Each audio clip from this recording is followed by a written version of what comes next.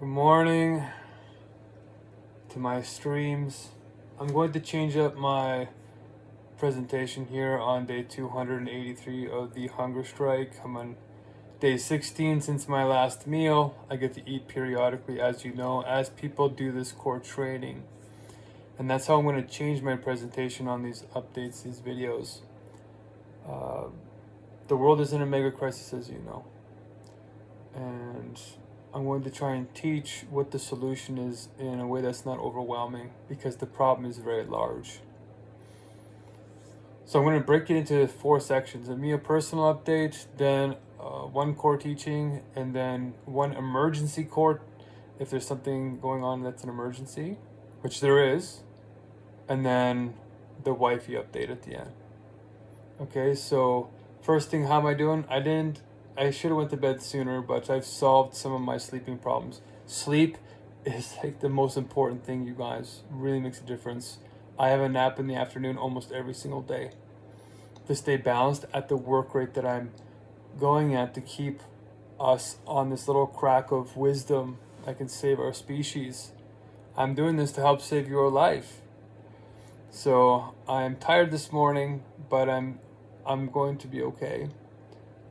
I woke up with a bunch of ideas, had a breakthrough on universal logic today, which is wonderful. That's divine logic.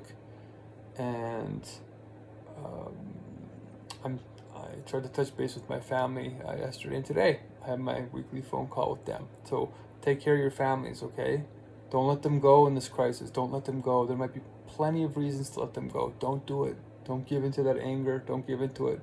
Take the vow of unabandonment. I'm hungry. My phone has a bunch of those, like, iPhone, makes videos of your pictures, and I got all these pictures of all the 18 meals that I had across the world, right? All those gourmet vegan meals are flashing there, and it's like reminding me of food. I don't want to be thinking of food right now. When I'm in flow state, it doesn't affect me, but then when you start thinking about it, your body starts to prepare, and after 200 days, it starts to affect you. But it's about impulse control, as you guys know. I'm here thick and thin. Can't be corrupted from the path. Okay, so part number 2, the core. We have a core message of the problem, the solution, and the implementation of that solution. But we started off by saying One World Spirit, which is our sort of non-governmental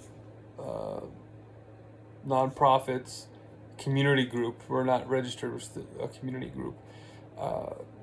One World Spirit core starts with time compression through clarity on ego wisdom, with the problem being the mega crisis, the solution being the 2 sacred sentences, and the implementation being flow, rules, and flocks. I'll explain all of those as we make these videos, but I'm only going to do one at a time right now. So One World Spirit core starts with, excuse me, you can tell my stomach's upset because I'm so hungry. Got a little headache. One World Spirit core starts with time compression. What is time compression? When I studied economics, what I was surprised to find out is that the difference between rich and poor countries, or exploited countries, is ideas. And ideas, if you really think about it, what do? They compress time. They save time on doing tasks because they change the orientation, the relationship between objects. That's it. So money really represents time saved, because time is the most precious commodity. You can't get it back. Not yet, anyway. So that's why we're building God's government, or the wise government, based on that kind of economics. It's about how much time can we compress by working together in a higher spirit, in a higher community. And you can compress your knowledge economy, how long it takes you to learn something, which I just found out yesterday that AI can now learn all of surgery in 12 seconds. What took some of my family members 12 to 15 years to learn. So it has a huge advantage. It's going to be taking over surgery within 5-6 years, we're saying. Maximum. And that's like the hardest job out there. 5 to 6 years, that's it. Everybody else is going to be replaced before then. The other way you can compress time is by just executing tasks, doing them. Finding new ways to build a road faster.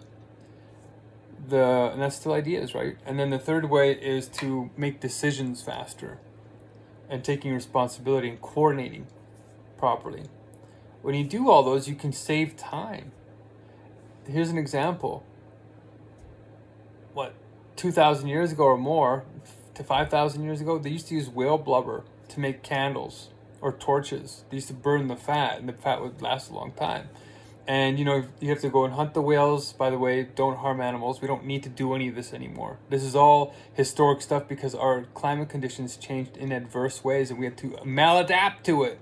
We're not supposed to be eating meat. We're not supposed to be doing any of these things, you guys. It's destroying the planet. Look back 2.6 million years ago, we were plant eaters. Like 99%. We ate some insects and scavenged once in a while.